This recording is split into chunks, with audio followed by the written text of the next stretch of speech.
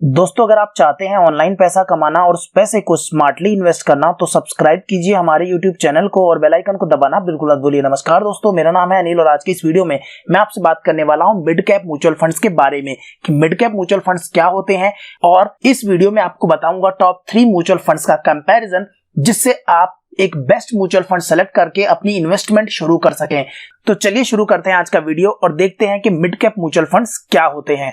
Mid cap mutual funds को समझने से पहले आपको यह समझना जरूरी है कि मिड कैप स्टॉक्स कौन से होते हैं। सेबी ने मार्केट कैपिटलाइजेशन के आधार पे large cap, mid cap and small cap जो कंपनीज हैं उनको क्लासिफाई किया है।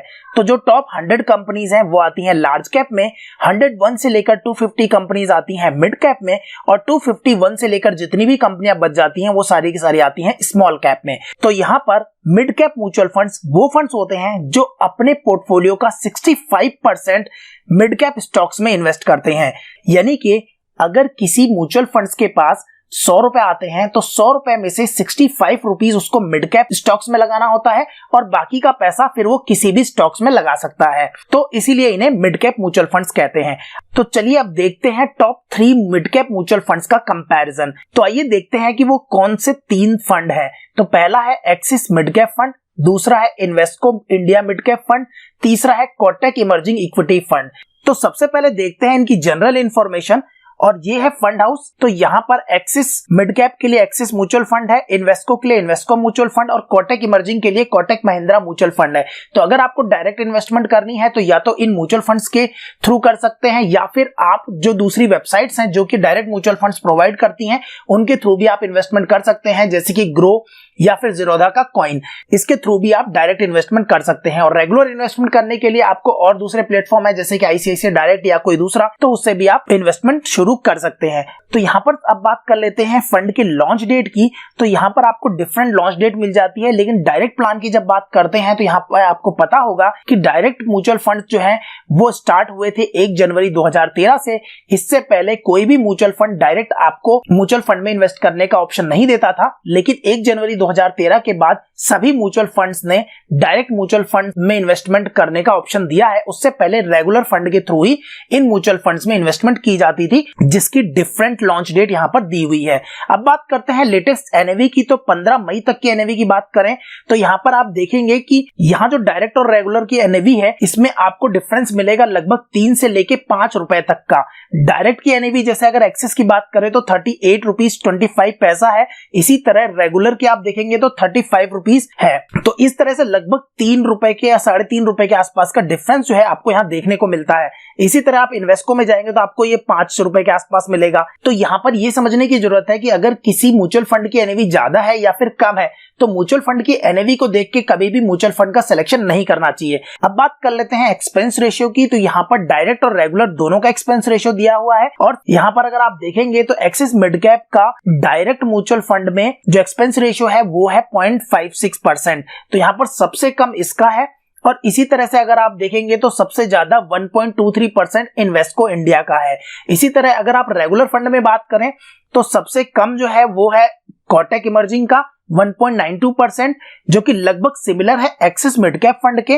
और इसी तरह इन्वेस्को का सबसे ज्यादा है जो कि है 2.53%। तो यहाँ पर किसी भी मिड कैप म्यूचुअल फंड को सेलेक्ट करने से पहले सबसे पहले आपको देखना होता है एक्सपेंस रेशियो। उसका एक्सपेंस रेशियो जो है वो सबसे कम होना चाहिए।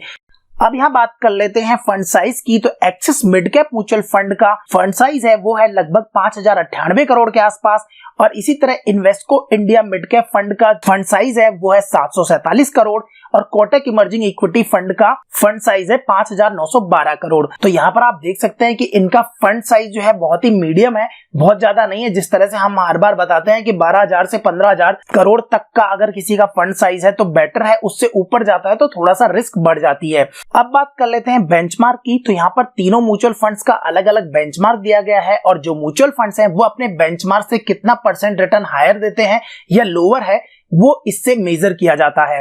तो अब बात करते हैं रिटर्न्स एंड इन्वेस्टमेंट की। तो यहाँ पर सबसे पहले हम बात कर लेते हैं क्रिसिल की रैंकिंग की। तो यहाँ पर क्रिसिल की जो रैंकिंग है वो हम बता रहे हैं आपको 2019 तक की, क्योंकि जितने भी रिटर्न्स हम आपको दिखाने वाले हैं 10 साल के वो 2019 तक के होंगे, क्योंकि 2020 अभी कंप्लीट नहीं हुआ है। तो यहाँ पर क्रिसिल ने जो रैंकिंग दी है वो एक्सिस मिड कैप को दी है 5 स्टार, इन्वेस्को को दी है 5 स्टार और कोटक इमर्जिंग को दी है 4 स्टार की रेटिंग।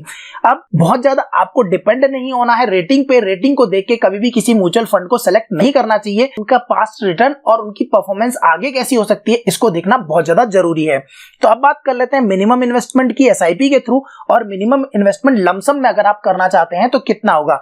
इस केस में एक्सिस मिड कैप फंड और कोटक इमर्जिंग फंड में मिनिमम सिप की इन्वेस्टमेंट जो है वो 1000 रुपीज से स्टार्ट होती है और लमसम में आपको 5000 रुपए देने पड़ते हैं।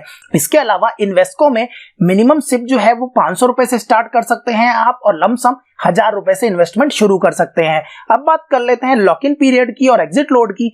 तो यहाँ पर आपका कोई भी लॉक इन नहीं है, यानी कि आप जब चाहें जब पैसा बाहर निकाल सकते हैं। लेकिन यहाँ पर अगर विद इन 1 ईयर आप पैसे को बाहर निकालते हैं तो 1% का एग्जिट लोड आपको देना पड़ता है।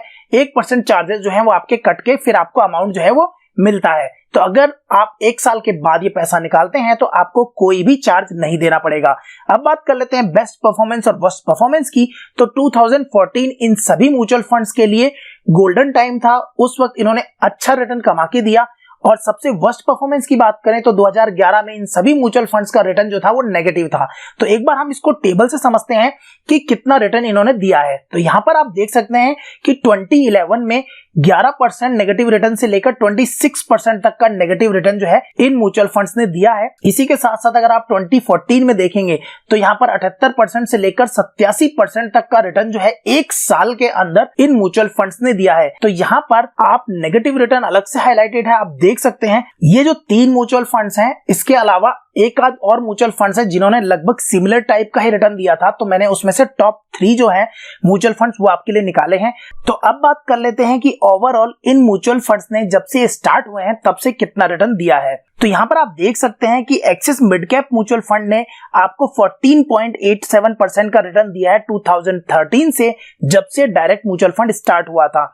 और यहां पर 14.52% का रिटर्न दिया है 2011 से, जब से रेगुलर फंड स्टार्ट हुआ था। तो यहां पर आप देख सकते हैं कि लगभग 15% के आसपास का return axis mid cap fund ने दिया है, जबकि बीच बीच में इन म्यूचुअल फंड्स ने नेगेटिव रिटर्न भी दिया है कुछ साल। अब बात करते हैं इन्वेस्को की। तो इन्वेस्को ने डायरेक्ट फंड जब से स्टार्ट हुआ था तब से 14.39% का रिटर्न दिया है और 2007 से जब से रेगुलर फंड स्टार्ट हुआ था तब से 11.71% का रिटर्न इन्होंने दिया है। यहां पर मैं आपको बता दूं कि रिटर्न इसलिए कम है क्योंकि 2008 में मार्केट क्रैश हुआ था और उस वक्त इतना ज्यादा नुकसान हुआ था म्यूचुअल फंड को, इसीलिए थोड़ा सा यहां पर रिटर्न आपको डाउन दिखाई दे रहा है। इसके अलावा कोटक इमर्जिंग इक्विटी फंड ने 12.98% का रिटर्न दिया है 2013 से, जब से म्यूचुअल फंड स्टार्ट हुआ है डायरेक्ट में, और 9.18% का रिटर्न दिया है 2007 से, जब से रेगुलर फंड स्टार्ट हुआ है। तो ये तो बात हो गई रिटर्न की कि किसने कितना रिटर्न दिया है, ताकि आप ये एनालिसिस कर सकें कि कौन सा म्यूचुअल फंड आपके लिए बेहतर है। तो इसके अलावा आपको एक बात और जाननी जरूरी है, जो कि है पोर्टफोलियो। तो यहां पर अगर आप देखेंगे तो एक्सिस में 51 स्टॉक्स का पोर्टफोलियो है, इन्वेस्को में 44 और कोटक इमर्जिंग में 69 का। पोर्टफोलियो का पीबी रेशियो और पीई रेशियो आप यहां पर चेक कर सकते हैं कि 4.47% एक्सिस का है, इन्वेस्को का 3.67% है, कोटक इमर्जिंग का 2.53% है। यहां पर पीबी रेशियो अगर जिसका कम होता है, जैसे कि यहां पर कोटक इमर्जिंग का पीबी रेशियो बहुत कम है यानी कि 2.53% है, तो यहां पर हम कह सकते हैं कि ये वैल्यू इन्वेस्टिंग पे ज्यादा ध्यान देते हैं। और एक्सिस मिड कैप का 4.47% है, तो यहां पर हम कह सकते हैं कि ये ज्यादातर उन स्टॉक्स में इन्वेस्ट करते हैं जो ग्रोथ के लिए होते हैं। तो ये थोड़ा सा डिफरेंस हो जाता है। इसी तरह पी रेशियो की बात करेंगे तो आप देखेंगे यहाँ सबसे कम पी जो है वो कोटक इमर्जिंग का है, जो कि 19.48 है, और सबसे ज्यादा एक्सिस मिड कैप का है 27.95% है। तो यहाँ पर जिसका पी रेशियो हाई होता है, इसका मतलब उसने बहुत ही हाई वैल्यूएशन वाले स्टॉक्स को अपने पोर्टफोलियो में रख रखा है। तो यहाँ पर देखिए सबसे बड़ी बात यह है कि अभी मार्केट 2020 में बहुत ज्यादा क्रैश हुआ है। तो यहाँ पर आप ये मान के चलिए, जो आप ऊपर टेबल देख रहे हैं कि 11 में क्रैश हुआ, 12, 13, 14, 15, 16, 17 ऑलमोस्ट बहुत अच्छा रिटर्न था। 18 से मार्केट डाउन होना शुरू हुआ, लेकिन 19 में रिटर्न ठीक दिया, 20 में क्रैश हो गया।